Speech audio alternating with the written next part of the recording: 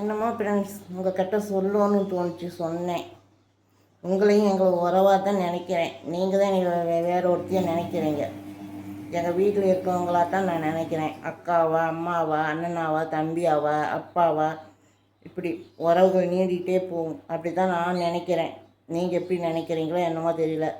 நீங்களும் உங்கள் வீட்டு பொண்ணாக நினைச்சிருந்தீங்கன்னா நேரம் லைக் பண்ணியிருப்பீங்க, ஷேர் பண்ணியிருப்பீங்க, இது பண்ணியிருப்பீங்க. சரி, எதுக்கு உங்களுக்கு பிடிச்சிருந்தா தானே பண்ணுவீங்க. பாய்ங்க. நெக்ஸ்ட்டில் சந்திப்போம்னா நிறைய பேச வேண்டியது இருக்குது. பேசிக்கிட்டே இருப்போம். பாய். ஹாய் ஃப்ரெண்ட்ஸ், எல்லாத்துக்கும் காலை வணக்கங்க. எங்கள் வீட்டில் வாஷிங் மிஷின் ஓடிக்கிட்டு இருக்குங்க. சத்தம் கேட்டால் அட்ஜஸ்ட்மெண்ட் பண்ணிக்கோங்க எனக்காக. எல்லோரும் என்ன பண்ணிக்கிட்டு இருக்குங்க? டீ காப்பிலாம் சாப்பிட்டீங்களாங்க? நான் டீ காப்பிலாம் சாப்பிட்டோம். தம்பி வேலைக்கு கிளம்பிக்கிட்டு இருக்கிறான். நான் மேலே வந்து ஒரு வீடியோ போடலான்ட்டு வந்தேன். இனிமேல் தான் போய் வேலையெல்லாம் பார்க்கணுங்க. எல்லோரும் என்ன பண்ணிக்கிட்டு இருக்கிறீங்க? கண்ணில் வேறு தண்ணி வடியுதுங்க. நான் கண்ணு ஒழிக்க முடியல, எரியுது. அப்புறம் ஃப்ரெண்ட்ஸ், நான் ஒரு விஷயம் சொல்கிறேன் கேளுங்க.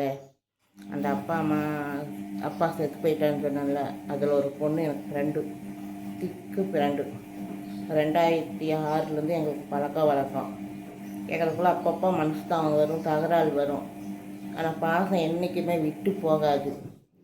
நான் நாய் கடிச்சுன்னு சொல்லியிருப்பேன். 2 மாதத்துக்கு மொதல் 3 ஊசி போட்டுட்டேன். 4வது ஊசி நான் போடலை, அசால்ட்டாக இருந்துட்டேன்.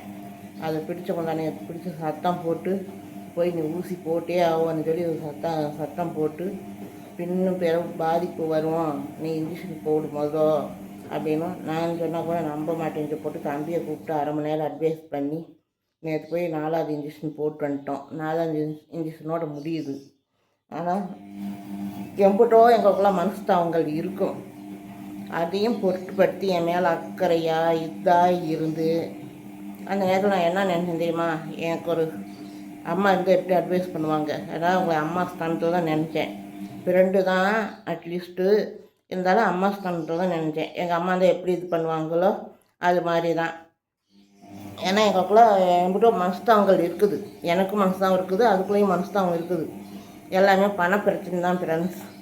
நானும் ஒரு பிஸ்னஸ் பண்ணிக்கிட்டு இருந்தேன், நல்லா போயிட்டு இருந்துச்சு.